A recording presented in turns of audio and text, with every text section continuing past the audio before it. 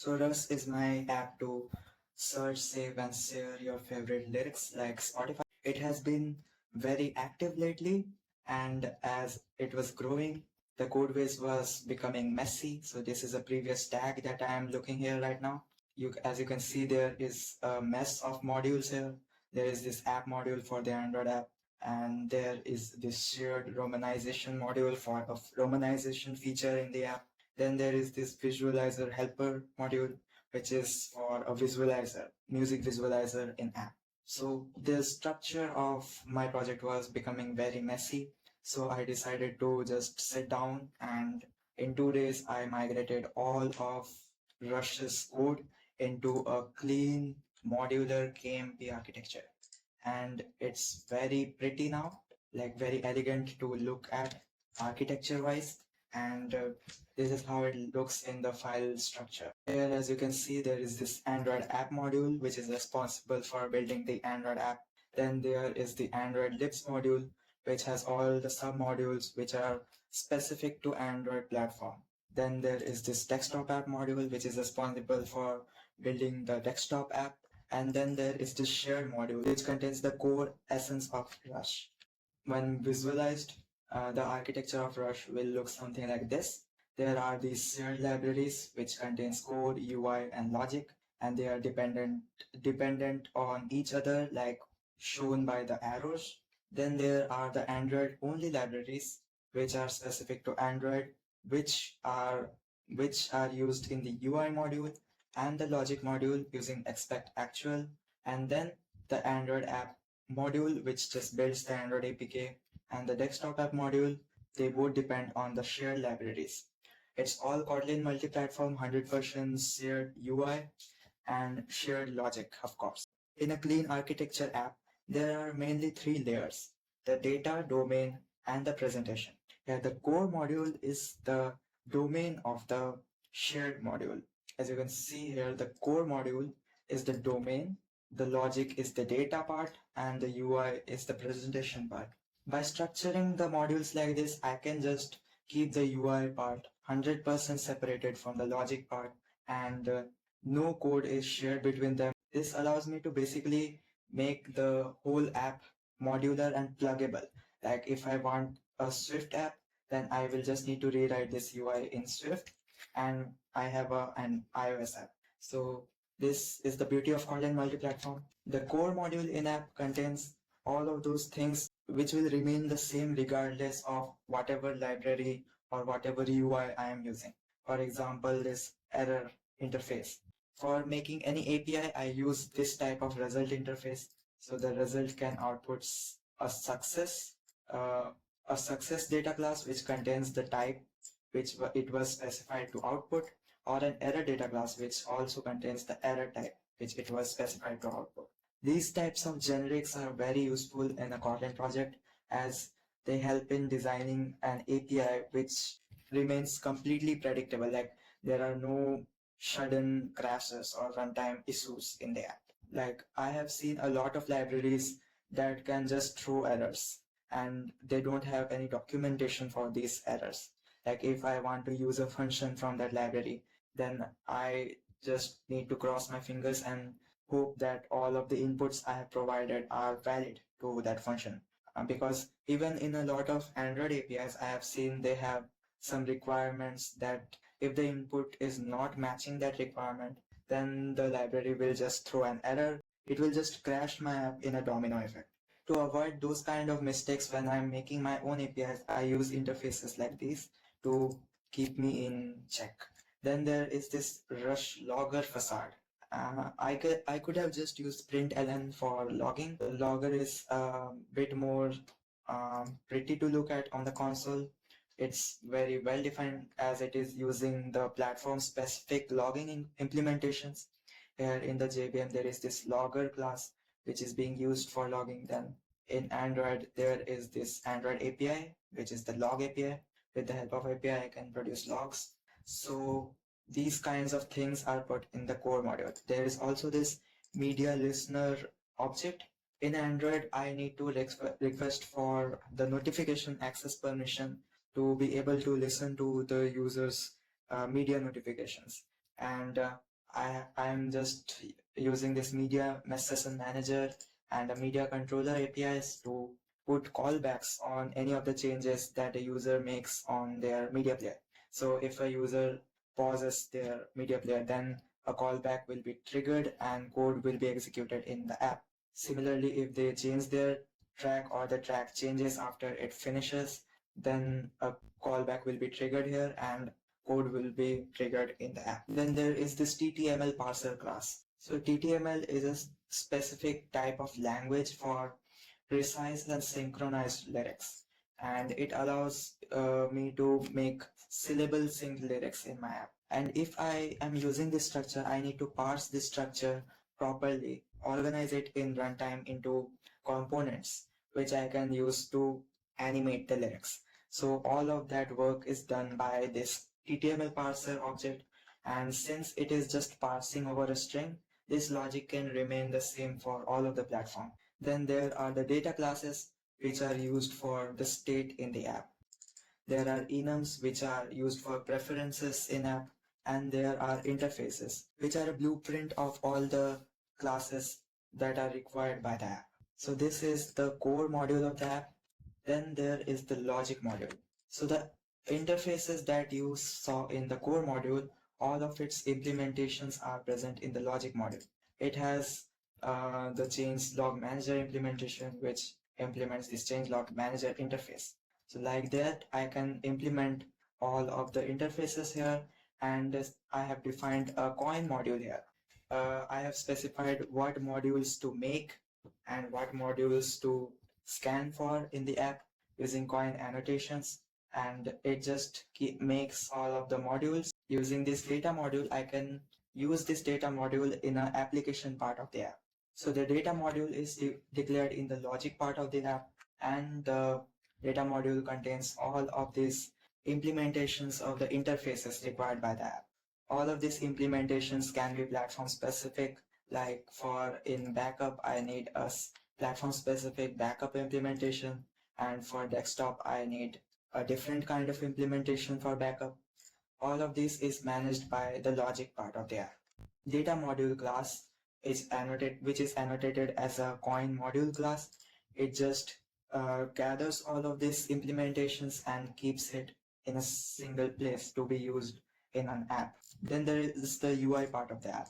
This contains all of the Jetpack Compose code. So with all of these helper functions, I can map all the preferences, the in-app enums to the user side string resources so that the user can read the specific preference which they are selecting. In these components, this is the curve visualizer component, which is like a stack of lines which react with the music, and it has separate implementations for Android. In Android, it is using the visualizer helper library to implement all of the shaders which is required for such an effect. Desktop, it is just a stub. It does nothing. So for dealing with stuff like this, I have this expect list of lyrics backgrounds which can be used in app. It is different for Android. So it checks if hypnotic canvas is available. If available, then it shows everything. If not, only blur is available, then shows only the blur compatible backgrounds. And if it's a really old Android version, then it just it just makes these options available. But in desktop, the audio reactive backgrounds are not available, so only these three are available in desktop. So doing separation on a platform level on the UI module itself is really helpful in this case. And like that, I've pretty much defined everything related to UI on this module. So there goes the shared module of the app. It's all Kotlin multi-platform, and it can be reused if I want in future to make a iOS app. Then I can reuse all of the things in the shared module to make an iOS app, and it will change nothing for the desktop and Android apps. A lot of code can be reused and it will be a lot quicker. Then there is this desktop app module, which contains the build logic to build the desktop app. I am using Nucleus, which is a really helpful Gradle plugin to automatically package the desktop app image of the app. Right now, I am only supporting an app image because it is the easiest one to set up. And since I am the only one who is going to use the desktop version of this app, I am keeping it that way for now. So this is the desktop version of the app. Here you can start listening to something and it will sync with it like in mobile using the player CTL API, and you can select some lines and copy them. The sharing is a little bit screwed right now, so I will figure out how to fix this. In the Android platform, since Jetpack Compose from the ground up is built to be adaptive to all different kinds of screens, so it is really hard to ensure that the UI looks the same in all the platforms, screen configuration, display sizes, etc. For that, I have these helper functions which converts pixels to text units. So by processing all of the inputs that I need in my UI, I can just make sure that when the UI is exported to a image, then all of the dimensions of the image remain the same irrespective of the device. But in desktop, since the pixel density is much higher in a larger screen, I cannot use this reliably for the share feature.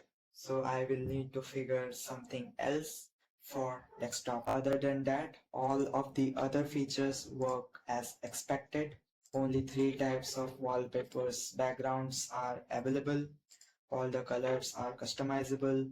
Nucleus is really helpful here as I can just configure it to build an app image and it will just build and package the app image without me doing a lot of configuring because the default Compose multi-platform APIs are really bare bones.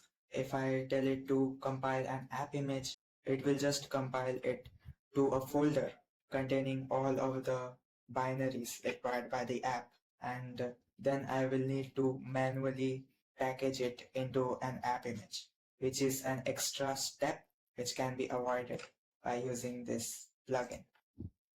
Then there is the Android Libs module, and it contains the romanization submodule, which is for the romanization feature, which was added by a developer through a pull request. Quite recently, they added the logic for implementing romanization. All of these native symbols are mapped to their English counterparts, and it is a lot easier to read because then you don't need to know all these native symbols to like maybe sing along with the song. So this feature was added and it is a huge file. It was initially a very messy file and it's still huge, like 1500 lines of code, and they were using a lot of libraries for Japanese and Chinese romanization, which was adding an additional 12 megabytes to the total size of the app, and I was very concerned about it. So I decided to use transliteration for Chinese and Japanese, but they then said that the Japanese romanization was not very satisfactory because Japanese has all of these different scripts of writing, and all of these scripts are read in a different way. I don't know what it is called, but yeah, it's very complicated. So they need to use a dictionary for the Japanese romanization. So this dictionary just converts this type of script to this type of script, and yeah, it's very messy for the Japanese romanization. So I decided to just put all of this code in a separate module and just keep it away from the core logic of the app so that all of these things don't mess with the core code of the app. Then there is this visualizer helper module, which was contributed by a very talented developer. They just opened my mind about all of these things. It is just a compose state which allows you to implement audio visualizers in the app. It is Android only, since Android has this API for visualizer which can be used to implement visualizers. Then there is the Android app which contains the build logic for the Android app. pretty simple. All of the building things are also declared here using different build flavors. The main activity, the application class, and the app are also present. This way, I have achieved 100% shared code between all of the two platforms. And now this code base is looking a lot cleaner and a lot more maintainable than before. So I'm really happy that I decided to spend 2 whole days and more than 20 hours migrating everything to Kotlin multi-platform.